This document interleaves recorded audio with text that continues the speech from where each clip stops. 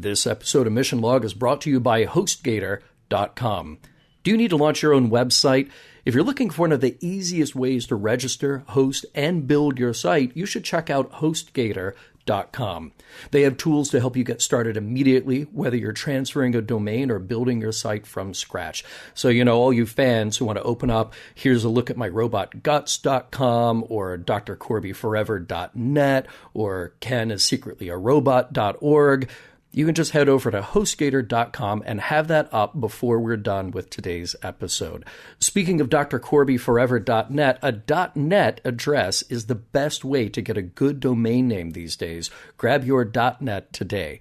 It gets better, though. HostGator has 24/7 tech support on the phone, live chat, or email, and you can choose from shared or dedicated servers. All that plus packages that include unlimited storage and unlimited bandwidth. Order now with the coupon code MissionLog, and you'll get 30% off at HostGator.com.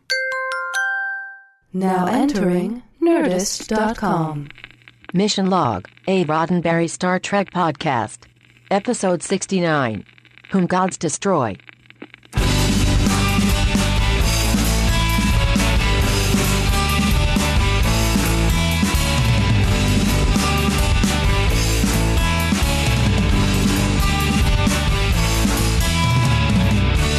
Welcome to Mission Log, a Roddenberry Star Trek podcast. I'm John Champion, and with me, as always, is Ken Ray. Lord Ken! So, what is this, Ken, now? You're the guy who does the funny character bit at the top of the show? Bow down before me! Today's show is called Whom Gods Destroy, in which Captain Garth... Lord Garth! In which Captain Garth takes over the mental institution where he is a patient, and, man, I feel their pain. Silence! Unless you're going to do trivia. Oh, lucky you, Ken. I'm doing trivia. May I have your permission? You may. Okay. Trivia, today's episode, Whom Gods Destroy. First of all, Yvonne Craig! Exclamation point, exclamation point, exclamation point. Yes, of course, we know her as Batgirl, but she was only Batgirl for the third season of Batman, and that show was actually done by the time this episode was made. But she appeared on many TV shows and films from the period. She was romantically linked to Elvis. She appeared in 2 of his movies.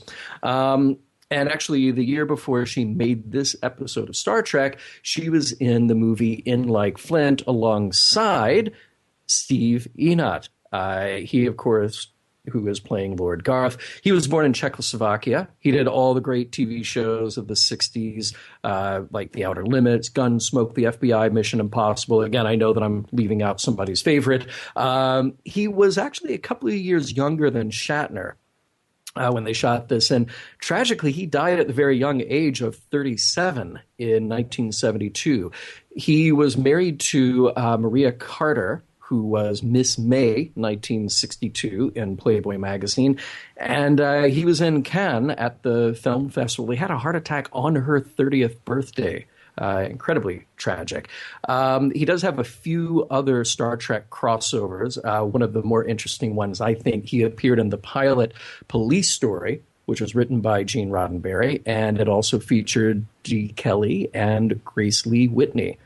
Now, because we know that Star Trek was shot and released mostly out of order, there are a lot of mix-ups in the schedule there. This is actually the first episode to be produced without Bob Justman. However, we will return to Bob Justman's last episode that he worked on. The title, Whom Gods Destroy, refers to Mask of Pandora. That is an 1876 poem by Henry Wadsworth Longfellow. It is a conversation between Prometheus and his brother Epimetheus, whom the gods would destroy, they first make mad. We also, in this episode, have the reuse of a good number of props and costumes, obviously because of that third season budget cut. Definitely the logo and the chair from Dagger of the Mind. We have an Andorian costume, though not on an Andorian. We have various pointy hats that we're glad to see make a return to the small screen, and Kodos the Executioner's robe on Garth. Well, actually, he was Anton Caridian when he wore that robe, not Kodos the Executioner. Finally, Leonard Nimoy was not a big fan of this episode, it might be said. He let his feelings be known in a flurry of memos to the production. He actually reprinted some of those in his book, I Am Not Spock. So check that out for a bit of his inside take on the, well, pros and cons of this particular episode. Wait. For people who don't have that book, for people who can't get their hands on it easily, and we're not ruining our thoughts on this, what was Nimoy's problem with this episode? Well, so he did mention that he felt like this was an episode where the action overplayed the ability to intellectually deal with a problem, to take care of a problem. He felt like this was not true to form of the way that Star Trek had been up until this point. And I'm sure that frustration setting in from early season 3. But his concern was just using fights and phasers to solve a problem instead of the brainier approach maybe that we had in earlier episodes. So he sent those memos directly to Fred Freiberger, and well, then we see what we end up with in this episode. Where they may well have found the round file. Okay. Right. Ken, before we get to the story, though, I want to give a brief mention to our listeners to trekinitiative.com. Trek Initiative is a website designed to be the ultimate portal for everything in the world of Star Trek. So if you're looking for the latest news, or you want to expand your knowledge of the Trek universe, maybe through fan clubs, conventions, gaming, whatever, this is the place to go. Trekinitiative.com pulls together the best of Trek on the web in one simple location. Check out trekinitiative.com today.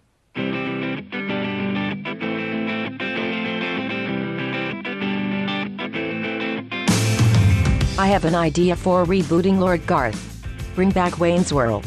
But instead of his timid friend Garth, the show is co-hosted by Lord Garth. They interview guests. They each say party on. Then Lord Garth makes things explode. Prologue. The Enterprise is approaching Elba 2, a planet wrapped in a poisonous atmosphere and home to a Federation asylum for the few remaining incorrigible, criminally insane people. Good news, though. Kirk and Spock are beaming down with a revolutionary new medicine that can cure mental illness forever. The facility is watched over by Governor Corey, who is really stoked to see them. It'll be nice to have not crazy people around. Let me just reactivate the force field that'll make it impossible for anyone else to beam in or for you to beam out. And good. Governor Corey pleasantly expresses his doubts that the new medicine will work. Now how about staying for dinner?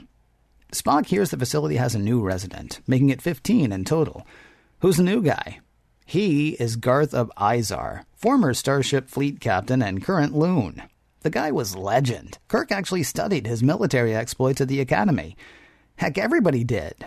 Kirk says he'd like to meet him, and Governor Corey takes him to the prisoners. On the way to Garth, they meet the green-skinned prisoner, Marta.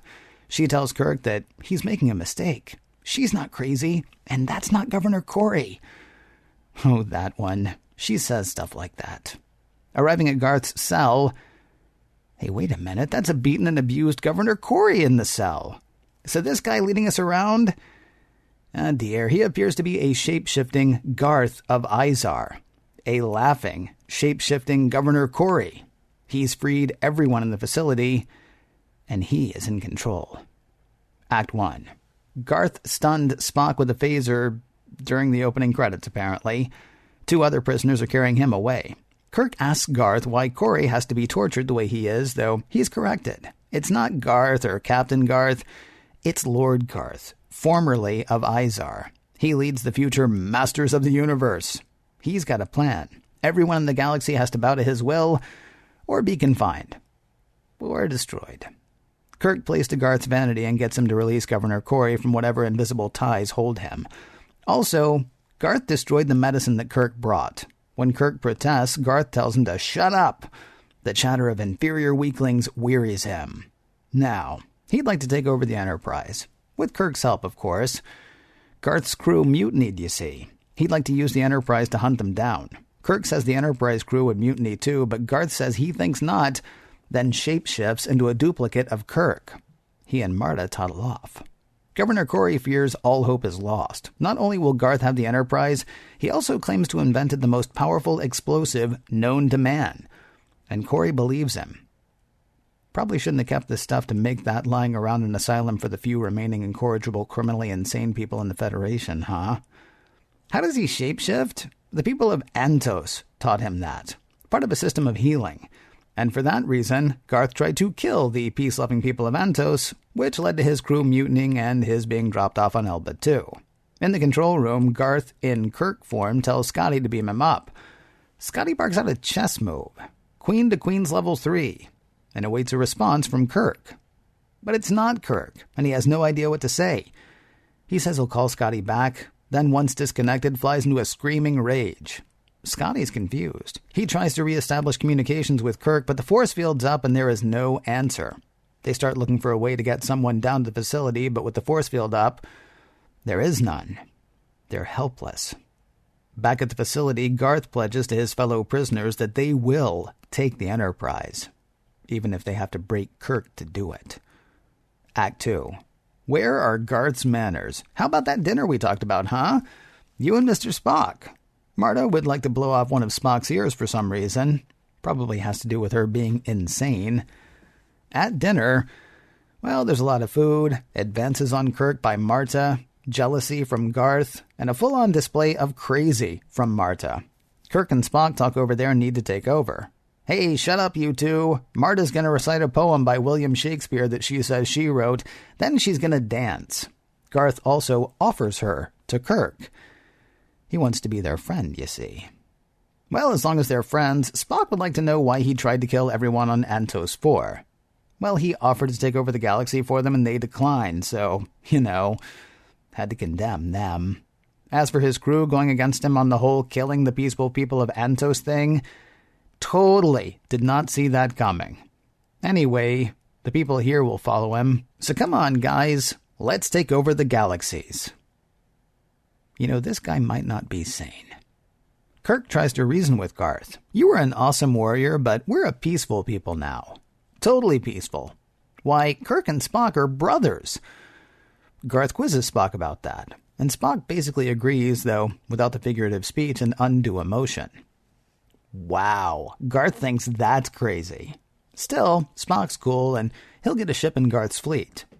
The one that everybody will bring him at some point. Spock tries to reason with Garth, which does not go well. He's ejected from the room. Apparently bored with how slow things are going, Garth asks Kirk what his countermove would be if they were playing chess, and Garth moved Queen to Queen's level 3. Kirk says there could be any number of moves, and he wouldn't call one out in response. Garth implies that he could torture the countermove out of Kirk, though Marta says instead that Kirk should tell Garth what he wants to know. Then they can run away together. That's a non-starter. Garth has a chair wheeled in. A chair with stuff on it. It's normally used for rehabilitation purposes, though Garth has modified it. His latest invention. Now it's a Hurdy torture chair. No physical damage is done, but hey, with the brain and the hurting. He demonstrates it on Governor Corey. Then it's Kirk's turn. Marta doesn't want Garth to torture Kirk, so he threatens to torture her. She paws at her own neck, something she's done a few times, and backs away. Let the Hurdy torture Hurdy on Kirk begin. Act 3. Kirk's still being tortured. Marta asks him to stop. She admits that she wants Kirk. She says she can get the information Garth wants without the torture, and Garth relents. On board the Enterprise, Scotty's still trying to figure out how to get into the Asylum. Still can't beam people down. Still can't blast through the force field without killing Kirk and Spock. If they're not dead already, still helpless. Back on Elba 2, Marta is nursing Kirk back to wellness. She's in love with him, you see. She lied to Garth to save Kirk. They kiss. Kirk says he needs to take over the facility. Marta's a bit torn. Garth is her leader. But okay. Also, she's arranged to have Spock brought to him. They kiss some more. Then she tries to kill Kirk. Makes sense to the incorrigible, criminally insane Marta. Spock arrives in time to nerve pinch Marta into submission. Spock's got a phaser, and they begin making their way to the control room. Safely there, they call up to the Enterprise and are met with Scotty's code. Queen to Queen's level 3. Go ahead, Spock, you tell him the code. Yeah, that's the shape-shifting Garth, not Spock. The phaser pretends Spock gave Kirk is powerless. So, yeah. I'm going to kill Spock, by the way, if you don't give me what I want. Kirk tries to reason with Garth. You used to be awesome, remember that? Well, you're sick now. But remember how awesome you were? You were the best. A prototype starship captain. A model for everyone else. Try being that again. You're not responsible for all the bad things you've done. I'm master of the universe. Better than Alexander, Hitler, Lee Kwan, Crotus. I am so gonna rule. Kirk tries to disable the force field, but gets a back full of phaser. Set to stun. Act 4. Garth is preparing for his coronation. Symbolism, you see. He's going to take over the galaxy. Also, Garth's going to make him crown prince and heir apparent to his kingdom or whatever. He goes through the ceremony, crown and all, naming Marta his consort and Kirk his heir apparent. Kirk is led by 2 of the prisoners to the control room, where he tries to deactivate the force field. Again. And is overpowered. Again. Now, says Garth, how about a show? I hold in my hand enough explosive to destroy this entire planet. To demonstrate, I've implanted a teeny tiny bit of the explosive, no bigger than a grain of sand, in Marta's neck. She's outside choking on the atmosphere. Then Garth blows her up. Blows her up real good. An explosion big enough to be read aboard the Enterprise. And now Scotty thinks they may have a way to break through. Yeah, seriously. In Act 4 he thinks of that. And it works. Though the hole punch in the force field is far enough away that the people below don't know. On Elba 2, Kirk will still not help Garth. So he sends for Spock. Being strong and Vulcan and not incorrigibly criminally insane, Spock is able to overpower the prisoners and arm himself. But when he gets to the control room, hey, wait a second, there are 2 Captain Kirks. But which one is the real Kirk? And which one is the shape-shifting Garth? Spock knows how to figure it out. Queen to Queen's level 3. One won't answer, and one can't. Kirk and fake Kirk argue that they are each the real Kirk. Spock says he can wait until Garth is forced to change back to his usual form, then turns his back to grab a chair. So he doesn't see which Kirk pushed him over. The 2 captains go at it. Fighting, that is. One Kirk tells Spock to shoot the other. The other says, shoot 'em both. It's the only way to ensure the safety of the Enterprise. Ah, that's the real Kirk. And Spock stuns the fake one. Spock calls up to the Enterprise, Queen to King's level 1. Which is totally what I would have said. Pusher McCoy's planetside now, administering more of the medicine they came to deliver. And everybody's going to be fine. Even Garth, who has no memory of Kirk nor of what happened. And the other patients are fine, and Governor Corey's fine. Everybody's fine. Well, except for Marta. The medicine does not heal atomization. Hey, Spock, what took so long figuring out which me was me? Asks Kirk. A little ribbing between the 2. And we have reached the end. Mercifully so. And Ken, by the way, Hurdy torture, Hurdy chair. Yeah. They have those at Target, I believe. I think so. I'm gonna build my own, though. I'm a purist. Yeah, right. Do it the old-fashioned craftsman way of Just Hurdy torture, Hurdy chair. Just the way Dad did. Mm-hmm. That's right. So, whom gods destroy, a.k.a. the inmates running the asylum. I think that's kind of the theme throughout here. Why? The inmate running the asylum. What's weird is, for a bunch of incorrigibly, criminally whatever, 15 of them, these are the 15 worst in the galaxy, right? Yep. But really, it's just 2. And, right. and one of them is just loopy. I mean, she's not even criminally insane. I guess she is, in that she was willing to kill Kirk because she loved him. Little Axl Rose action going on there. It really is just what's his name? whose name escapes me. Lord Garth. It really is Lord Garth, who is criminally insane. And then she's, I guess, technically criminally insane, but no kind of mastermind. Then everybody else is like, oh, thank goodness, somebody who's really criminally insane. I'll just stand around and wait for something.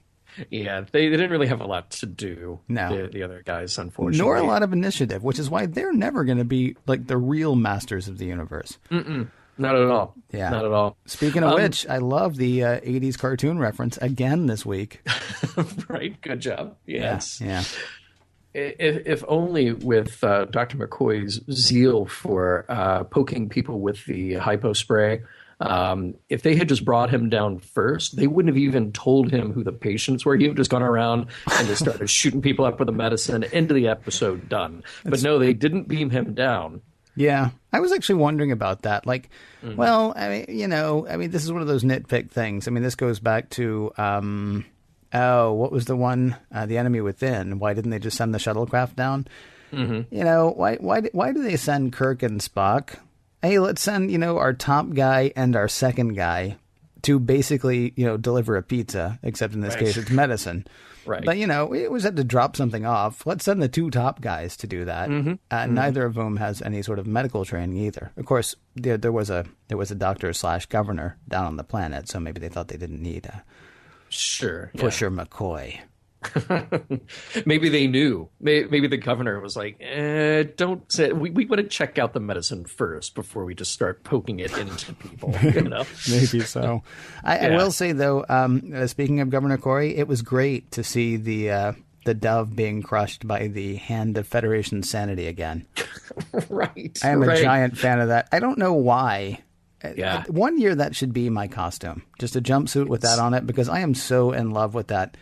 I like it. Yeah. Cross between living Bible and killing free will emblem that takes up half a guy's chest. It's a great logo. It really, yeah. Circa 1967, 8, 9, yeah. Yeah. I think I've mentioned before on our show how it's kind of annoying to me when the show presents a solution to a problem that we've never had before. So Queen to Queens level 3, it's and I've used the same analogy before. It's like when Bond gets a laser watch or whatever, a submarine car. Like, he's never had to have that before. But now that he's got it in this mission, he has to use it. So, he'll have to be in a situation. So far, Kirk has never used a code to be beamed up, ever. Okay, we should remember what happened last time Kirk went to an institute for the criminally insane. When he went to Tantalus 4, he went to Tantalus 4, had they had any sort of, fail-safe, then maybe things would have gone a little bit better. Also, when they, what was the one with the old ones, with Ruck? What are little girls made of? Yeah. And what are little girls made of? Then he had to implant some sort of, subliminal message that he sent, to Spock through himself. Well, the robot him. So, a code like this actually probably isn't a bad idea. But you're right. It would be neat if we saw that every week. Then we could try to guess each week what the solution's going to be. Right. But see, that was your problem. You said, we remember things like what are girls made of and what happened on Tantalus. Apparently, nobody else remembers what happened on Tantalus. Well, it's possible that, what happened on Tantalus is playing into that. Yeah, that's very true. There's a throwback to a long time ago for people listening, as we go. Yeah. Right. Or they just say, hey, we left Dr. Van de Gelder back on the planet. Everything's fine. Don't need to worry about the criminally insane anymore. Except for these criminally insane. Except for these, where we might need a code. Right. I have to say, I do love Yvonne Craig, but I think again, one of those budget cut things, I think Susan Oliver had a way better Orion look in her episode in The Cage. But I do think that Craig has the insanity card played right. She was very good at being insane. She was very good at being Queen of Hearts insane. Like, I loved the whole thing where she's like, I wrote a poem. And then she recites Shakespeare. And then Lord Garth is like, you didn't write that. Shakespeare wrote it. And she's like, didn't stop me from writing it. Okay. I love that. Yes, I love that line. That's very Lewis Carroll to me. So she had it like going that way. Yeah. I mean, again, as far as her being one of the 15 most dangerous people, I mean, either the Federation is seriously more docile than any of us ever realized ever. If she's actually one of the 15, most dangerous people in the Federation at this point. Right. She was not criminally insane. She was just batty, with a side of homicidal, which, okay, is a crime. So I guess you're criminally insane technically at that point, but she's not Hannibal Lecter. Well, but apparently they shouldn't be surprised by that, because Spock says about the Orion mating habits, an infallible method for permanent male fidelity, even though that was Garth Spock, not Spock saying that. But apparently this is something that Orions do. I didn't think so. I thought it was just him commenting on how crazy she was. I mean, crazy, but, with a certain, I don't know. I thought that was kind of a throwaway line. It bothered me, honestly, but... Yeah. Well, I tell you, though, I would be, because we've seen that scene many, many times before in other kinds of movies where, the girl goes in for the kiss and she's being seductive, and then, but she pulls out the knife. Or in every one of those instances, I would have been the guy getting stabbed. End of movie. Anytime that kind of thing happens. All right, wait a minute. Okay, so you're in a mental institution. Mm-hmm. You are making out with somebody who is there because they are criminally insane. Mm-hmm. Really, you're not watching for anything at that point? It is Yvonne Craig in green makeup, after all. But, hey, other things that I picked up on in the episode. By the way, Elba 2, of course, we know that Elba is the island where Napoleon was sent when he was exiled. So I like them emulating Napoleon crowning himself on a very nice mid-century Eros Saarinen chair that Lord Garth found somewhere in there. And how about Garth just blowing up Marta? I think that's probably the most violent death we've seen on Star Trek so far. Yeah, I think you're probably right. Mm-hmm. I mean, she was. I mean, it was, and it's sad for her because she really didn't do anything but be her crazy self. Yeah, it was a good demonstration. Right. Yeah, he made his point. Of a not nice man.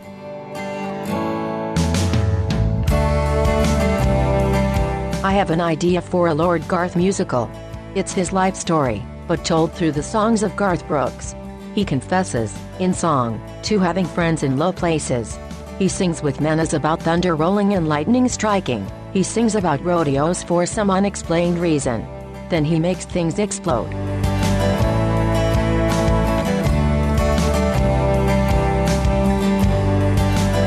So I gotta say, John, a couple of weeks ago, when we did the empath, you said that in doing my rundown and doing my play-by-play that I really took one for the team. Right. And I appreciated you saying that. I did not find this episode nearly as torturous, and I'm not skipping to the end, but I'm making a point. I did not find this episode nearly as torturous as I found the empath. I also did not find this episode to have anything worth discussing. So... Yeah. I got to applaud you because you've got a lot of points laid out here. It's not that I didn't want any. It's just I couldn't find any. So I'm going to let you steer this ship, and occasionally I'll say, turn a little bit to the right. Turn a little bit to the left. I think you're going to hit that. Okay, let's go. Well, here's the thing. I agree with you. So I know what you're saying here. This is an episode that is purely about the situation. It is the situation of the week. Oh no, Kirk is trapped by a madman in a mental institution. What are we gonna do? And as you said to me in a private conversation, this is an episode with no subtext at all. Everything that is on the page is what we get on screen. Now, let's stop really quickly and say we will get at least one email saying, I can't believe you missed blank. Right. Okay. So I mean, there may be something there, but I'll be hornswoggled since I can't say what I was going to say if I could find it. Well, here's the but for me. But just like Dagger of the Mind, this is an episode where even though maybe some of the topics that they were trying to grapple with aren't really expressed in the episode, it made me think of other things. And that's not such a bad thing. Here we are, very realistically dealing with a show that's nearly 50 years old and trying to look for the elements that are relevant or in any way important to life in the 21st century. And it's okay if maybe what the writer was directly trying to say to us doesn't come through, because there was enough otherwise there that I could kind of think, okay, well, what does this make me think about? Well, one thing it made me think about was technology and crime. Because I've always sort of wondered if improved technology would make it easier or more difficult for a single person to carry out a criminal scheme. So think back, if you lived before the 20th century, there was a lot you could get away with. If you think about even a relatively recent history, people like Jack the Ripper or H.H. Holmes, these are people who evaded detection for a very long time. H.H. Holmes was finally caught, but even to this day, we don't know the extent of what he did in his torture chamber in Chicago and elsewhere in his travels. It is considerably more difficult for an individual to get away with certain things in the age of security cameras, paper trails, credit cards, internet trails, all of this. There are those that slip through the cracks, no question about it. But you have to wonder, in what we've seen of the Federation so far, if Lord Garth could really get away with what he was about to do. A couple of weeks ago, you look at the Empath, and all you have to do is run the security footage of the scientists sitting there at their desk jobs being bored and talking about the Bible. And it seems like all you had to do when the Enterprise shows up at Elba 2 is run the security footage. Hey, what's been going on down there? Oh, looks like Lord Garth is at it again, and he's got a new trick. Yeah, okay, I'm going to stop you with one thing there, though. I mean, Sure. You're right in today's sort of, I don't want to call it a surveillance state, but I mean, that's just shorthand for the kind of thing that you were saying. Sure, yeah. And the level of surveillance that we have today, that does become difficult. But I'm trying to remember, what was the episode where it was the eject pod episode? Oh, of course. Court martial. Right. Yeah. Okay. So if you can run the technology, then you actually have a better shot than a lot of people used to have. I mean, because that was the whole thing, right? They were like, oh, well, look, it's on the record. And, the record doesn't lie. Well, it turns out you can make the record lie. So, I mean, technology, I would say, makes it. It's almost like it builds a bridge for the super criminal in a way, which Lord Garth was not. I mean, could he do what he was trying to do? I'm going to go with no, because he was just, bat something crazy. Right. Right. So, I mean, I get what you're saying. It's kind of interesting, although we've had. I'm sorry, I don't want to be a foil for everything you're saying, but we have actually had that addressed, maybe in a better way in court martial. Yeah. Well, in court martial, we do deal with meddling with the technology, but Garth is not that guy. Garth is not the meddling with the technology guy. He is full of insanity and hubris. Great inventor. Well, yes, right. Well, and by right. great, I mean, accomplished, not yay. He invented the light bulb. He invented explosives that could take out a whole planet and like something the size of a thermos. Nobel, but not we noble. need to get rid of that thing soon. Good luck, by the way. Yeah. But it's interesting. His character, he was somebody else, and now he's very far down the rabbit hole, so far that he can't really snap himself out of it to return to what he was. And Kirk even says at one point to him, you're not responsible for what has happened to you. And this is where I get into the big question, the big kind of topic that came up to me in how he should be treated. So the same way that I thought about in Dagger of the Mind, that was not an episode about the death penalty, but it made me think about it. This is not an episode that goes to any length to ask how we should treat those who are incarcerated or those who are criminally, mentally ill. But these are the topics that came to mind. You can make the argument that somebody who acts out of character isn't in their right mind and they need to be, for lack of a better word, fixed. That's what this drug presumably does. It fixes them. And in fact, Kirk says in the voiceover that this new medicine from the Federation will eliminate all mental illness for all time. And that for all time is a direct quote. Now, obviously, Garth, he's dangerous. He needs to not be dangerous. But I felt like we're kind of getting into that Clockwork Orange territory. with the chair and with this drug to treat him. When he comes out of the drug treatment after he gets hit up with the hypo, he is not only docile, he doesn't even remember Kirk. He doesn't even remember anything. And to me, that was maybe the most chilling, realistic thing in this episode. The idea that we could just remove somebody's memory and sense of themselves. I thought that was a little strange. Right. You're talking about, I mean, Garth is criminally insane. Garth is trying to take over the galaxy. Garth tried to destroy an entire race of peaceful people, the inhabitants of an entirely peaceful planet. Mm-hmm.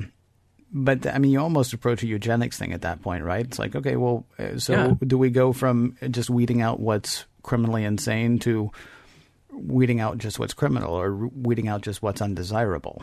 Yeah.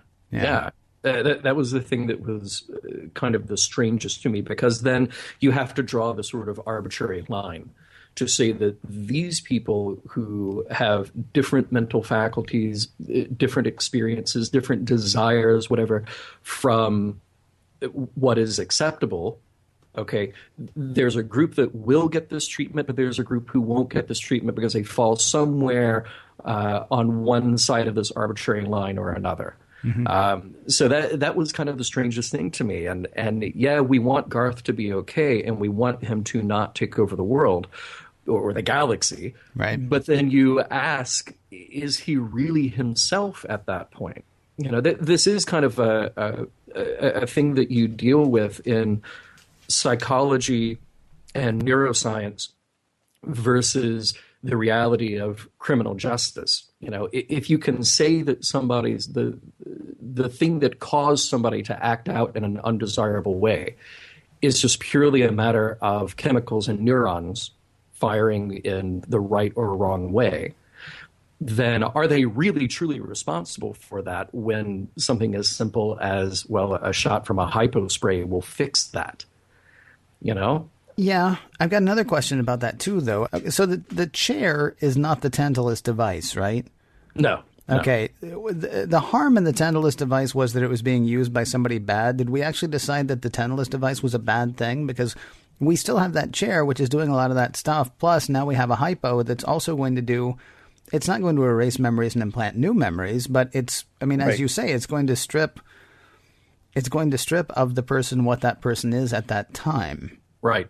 I mean, so was the harm on Tantalus 4 just the fact that this particular technology could fall into the wrong hands, but this hypo that's going to change people is not the wrong technology? Or is it just we have to make certain it doesn't get the bad people? Right. Well, see, and that's the thing with this episode. Ken. And then who are bad people at that point is the other question. Right. So you and I get to have this conversation because the episode didn't have that conversation. Right. You know, so I thought that was the more interesting, meaty topic to get out of this, you know. There's a point where Kirk even says to the Tellarite, you know, you're ill. I can help you. I can cure you. And I kept thinking, well, you can't tell a crazy person that you're going to cure them as a bargaining tactic to get that person to not act crazy toward you, you know? Right. You tell them, I'm going to give you superpowers. Yeah, right. The other thing that I found to be interesting here, because we touch on it a little bit in the initial Kirk-Garth conversation, Garth is the old school warring version of the Federation. Kirk is the new Federation, full of, and he says, statesmen and humanitarians, men with a vision. Garth, at one point, it was okay for him to be the great military leader that he was. And whatever it was in his brain that snapped kind of latched onto that, and he was sort of taken in by this rule by power, the glory of this rule by power. And obviously it went off into the wrong direction. But I found that also to be an interesting kind of division to be drawn, because even though in the Star Trek timeline this is relatively recent history that Kirk is referring to, it's a different Federation that existed more than 13 years ago, so more than you know when Kirk started his tenure as a starship captain, but not decades and decades or 100, 20s or 100 years ago. Pretty recent that the Federation celebrated the military prowess of a guy like Garth. But he became crazy, or whatever it was that snapped in him that then made him criminally insane. But I thought Kirk's sort of dissection of that difference was an interesting indication of where we are now. And by the way, that's why I mentioned it in the trivia, that Steve Enott was younger than Shatner, because realistically, Garth would have had to have been a lot older than Kirk. Yeah, I actually wondered if Garth was a vampire. Yeah, right. Or some sort of like long-lived... I don't know anything about the people of Izar. Are they a particularly long-lived race? Because I guess with Kodos the Executioner having done what he did only 13 or 14 years before the events going on here, it's possible that the Federation was a much more, sort of warrior thing. But it's kind of hard to... It's kind of hard to... I mean, it plays with time in almost the way that Wink of an Eye did. As far as like, wait a minute. So just that recently, we were all like, wow, you are awesome. The way you take over planets and crush your enemy, the way you vanquish foes is like totally Federation. Mm-hmm. And now, now with this new Federation, which, has to have happened, as you point out, in the past, 2 decades, say, for Garth to have been alive and actually, a Starfleet ship captain. It's hard to see how that timing works, unless Izar is Planet of the Vampire.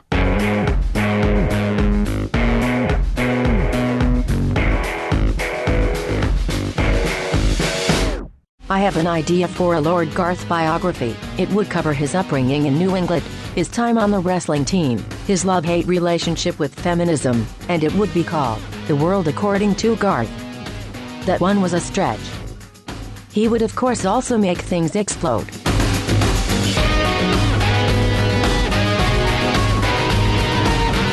Well, sir, I gotta say hats off to you. This episode left me with next to nothing to think about, and then you come along and say, well, here's what I was thinking, and now you got me thinking. I don't know if that I don't want to say redeems the episode, because I don't know if the episode is terrible, but let me pose the question to you first. This is the part on the show where we discuss the messages, morals, and meanings of a given episode and whether that episode holds up. Let's do messages, morals, and meanings in a minute. Does this episode hold up as far as you're concerned? You know what? In a weird way, it does. Mostly, it doesn't. To me, it has this weird kind of James Bond feel. Like I said, you can just as easily picture Sean Connery strapped down to the laser table with Auric Goldfinger about to slice him in half with a laser, as you can picture Kirk there, facing down Garth of Izar. Kirk's at the mercy of a lunatic. There's a girl. He has to escape, blah, blah, blah. Mm-hmm. And then you throw in a little bit of the old sci-fi trope of duplicates fighting. Apparently, if you're a starship captain, you better get used to the idea of fighting your duplicate very often. So overall, I think it's entertaining, but it's not great. I can't help but compare it to Dagger of the Mind, even though the stories are not at all related. But that was a story that was really grappling with this scene of a mental institution. This episode is not. This is only grappling with Garth. So, entertaining, fun in a way, but I've had a lot more fun with other episodes. It just kind of feels like we're doing the situation of the week by rote. So it's very marginal for me to say that it holds up. I as a production, as great Star Trek, no, it really doesn't hold up. But I was still entertained by it in a way that I was definitely not entertained by an episode like The Empath. How about you, Ken? The only problem is I kept waiting for something to happen. And I'm not saying there was no action, but I kept waiting for the moral quandary or the dilemma or the entertaining thought, something or other. Mm-hmm.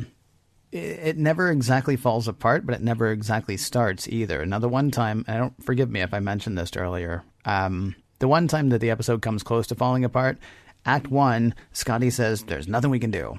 Act 2, Scotty says, there's nothing we can do. I believe Act 3, Scotty says, there's nothing we can do. And it's at the top of Act 4, either the end of Act 3 or the top of Act 4. He's like, well, there's this one thing we could do.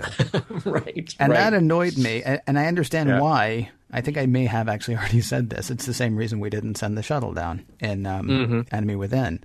Yeah. You need the action to move along. And if Scotty said, oh, I can fix this, in Act 1, well, then we got 3 acts of, that could have been weird. Right. But I mean, that's a huge flaw. If you're going to tell me all episode there's nothing you can do, I mean, and I think later episodes or later incarnations of Star Trek even, they might go ahead and hit on what the solution might be in Act 1, and then we just get a bunch of worried looks and them continuing to work on it. Right. And so that's a particular failing of this episode. Really, though, the big failing of this episode is we've seen great episodes. We've seen a lot of the dilemmas that you were able to pull out discussed in other episodes of Star Trek in much better ways. I mean, even bad episodes of Star Trek give us more sort of, meat. And they give us more bones to chew on. No reference to pun intended. D. Kelly intended. Right. I mean, they give us more to play with. This gives us nothing to play with. I mean, Garth is kind of interesting to watch as an actor. And forgive me for not remembering the actor's name himself. It's amazing to me that he was younger than Shatner. Yeah. I mean, that's kind of nutty. Yeah. He's got some good lines. He's got some, some cute, range, I guess.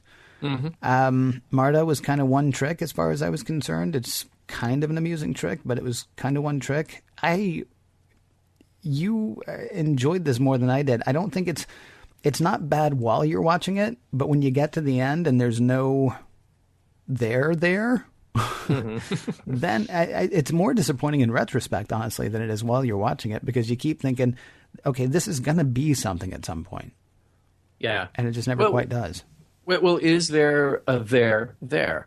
Was there any message that you pulled out of it? Oh, no. Like I said at the beginning of our third segment, no. I mean, you got some interesting stuff out of it, and it gave us some stuff to talk about, but, we also could have just read philosophy and talked about that. I mean, for all the application that it had in the episode. I mean, because all the stuff that we talked about, as I think we talked about during this episode, was really addressed more fully and in more entertaining ways in other episodes of Star Trek. At least that's my feeling. But of course, you pulled some stuff out of there. I mean, would you say that there were messages, or did you sort of bring your own to it?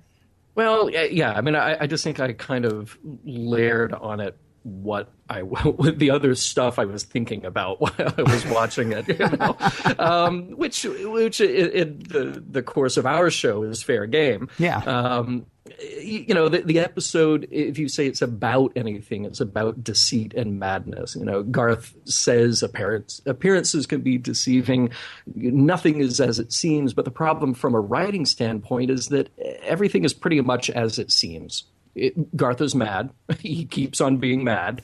The fun is just sort of to watch Kirk and Spock fight their way out of it. Kirk plays Garth. That's great. Marta is a bit more nuanced as a character. Kirk still knows what to expect out of her, and he plays her. So there are fun things there.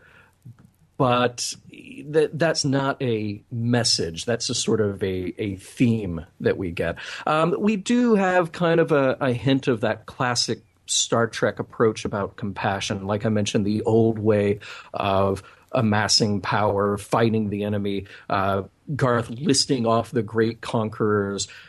We know that by the time we get to this Federation 2.0, whatever you want to call it, that's gone. Kirk is describing his way, the Federation's way of humanity and compassion, as being better and more noble than what Garth thinks is the correct direction. But of course, he's dealing with insane Garth. So another Garth maybe could be reasoned with, but not this Garth. So, yeah, those are the things that we get to touch on. But again, did the episode really try to go that far in dealing with those things? Not really. They're more or less just presented. And then we have the fun of them trying to get out of it and Spock deciding which Kirk to shoot.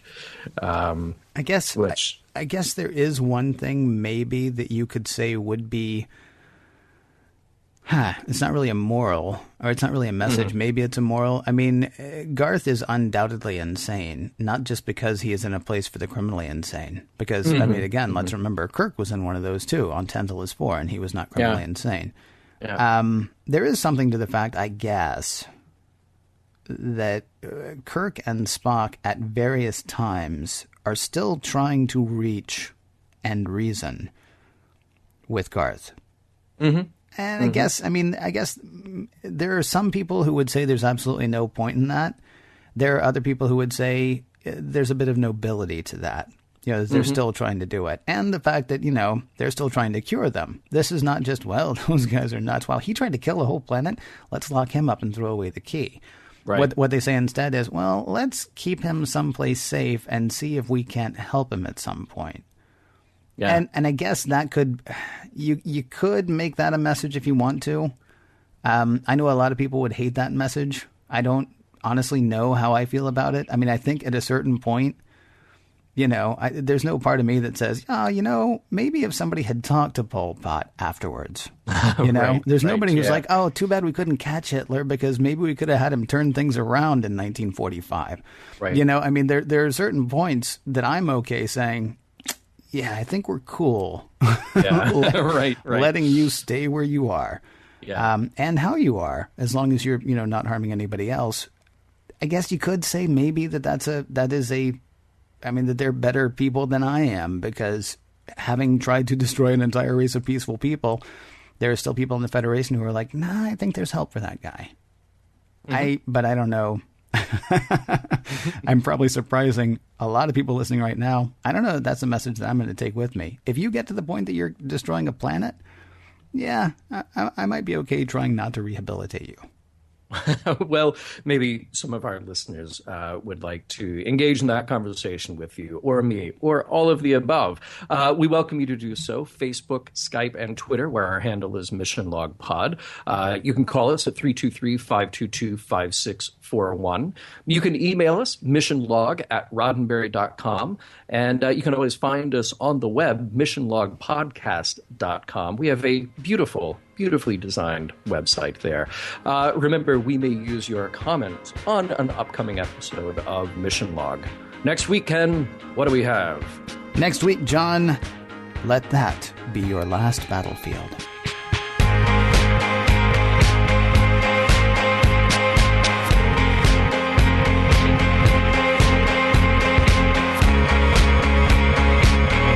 Some of the music for the Mission Log provided by Warp 11, online at warp11.com, and from the album Messages, by Key Theory, free to download at kitheory.com.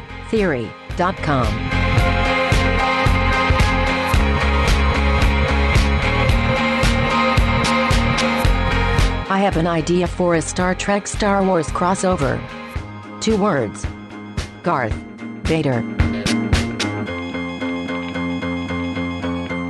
End transmission.